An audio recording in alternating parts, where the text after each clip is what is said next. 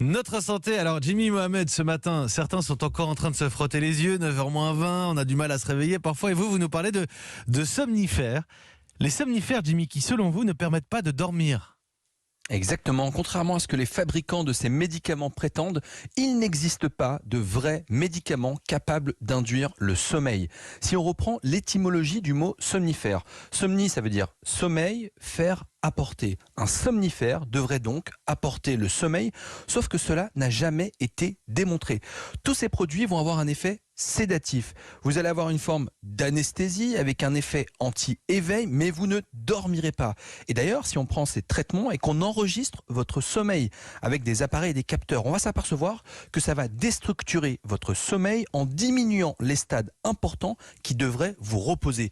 Vous êtes donc anesthésié, inconscient, mais vous ne dormez pas. Alors vous allez me dire, mais on devrait s'en rendre compte. Le problème dans ces traitements, c'est qu'au bout de 2 à 3 semaines d'utilisation, ça va provoquer une amnésie de troubles du sommeil. C'est-à-dire que non seulement vous n'allez pas dormir, mais vous allez en plus oublier que vous avez mal dormi et un cercle vicieux va donc s'installer. Mais dans ce cas-là, que faire ou que prendre en cas d'insomnie passagère, docteur ?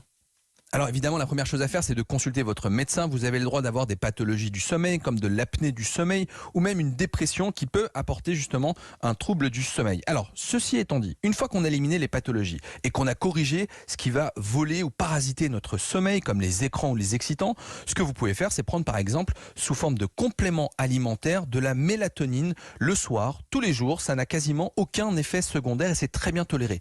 Même chose avec le zinc. Le zinc, c'est un des métals les plus abondants dans notre organisme, mais ça va améliorer potentiellement votre sommeil, tout comme les plantes, on les oublie, mais la valériane, qui a mauvais goût, mais qui peut être prise sous forme de gélule, la passiflore ou même Ça le sent rhodium. très mauvais la valériane. C'est dur. C'est pas bon. C'est pas la tisane camomille thé à la menthe.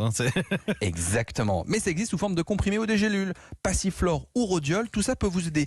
Tout ce dont je vous ai parlé n'a aucun effet secondaire, ce qui permet d'éviter à tout prix de consommer ces somnifères qui non seulement sont inefficaces, mais en plus nocifs pour votre santé. Ouais.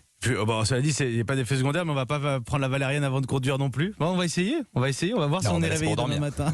Et on continue à parler de sommeil dans Sans Rendez-vous. C'est ma matinale, hein. Moi je me réveille avec vous de 15h à 16h avec Mélanie Gomez et Jimmy Mohamed. On va poursuivre cette conversation sur le sommeil, bien sûr. Merci Jimmy. 8h41, notre planète.